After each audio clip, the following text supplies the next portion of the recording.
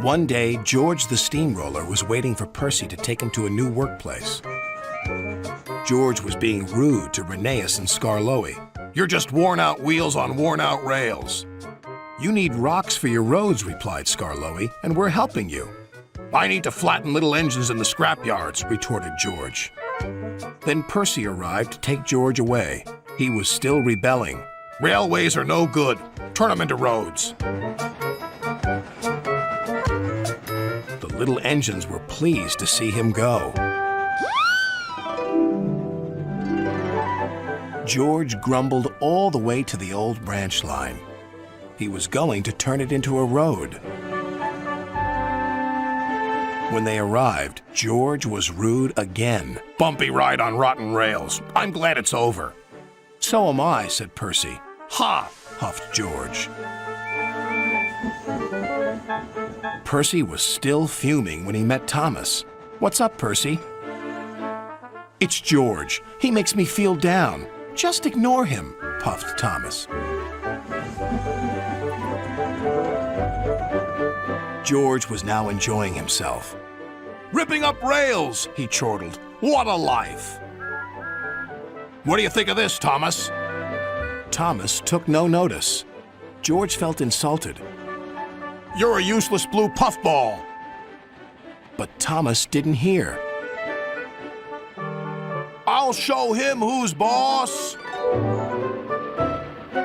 At last, the workmen reached the level crossing. "What shall we do here?" "Tear it up, tarmac it," said George. So they did, but not properly, and George knew it. Later, Thomas was traveling home on the same line. He was pulling freight cars filled with vegetables. The signalman had forgotten to warn his driver about the crossing. "That's nice. We don't need to stop," said Thomas happily. "Yes, we do," called his driver. But it was too late.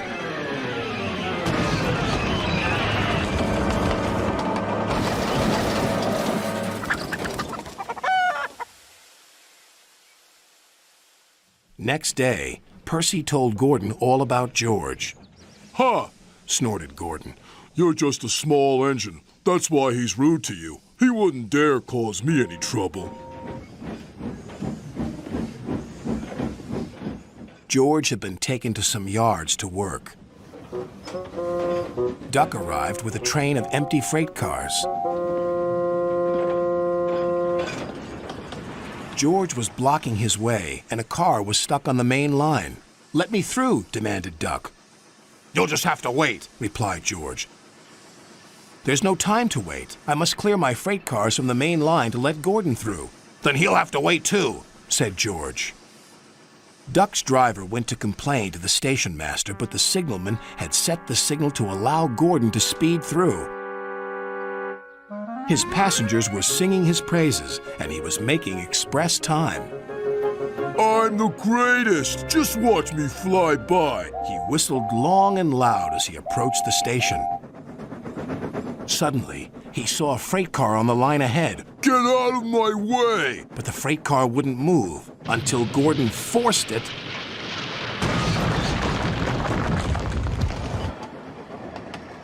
By accident. Gordon was worried that Sir Topham Hatt would be cross. He was, but not with Gordon. "Whoever caused this disturbance will have me to answer to." And he did, a few days later. "Look who's here," said Thomas. George had been found out by Sir Topham Hatt and punished. He looked miserable. "Now we'll get some peace at last," said Percy. "I want to get rolling again, but I've got to wait a whole week till I do." "And then you'll be just as rude as ever." "Eh, George?" "I hope not. Don't you?"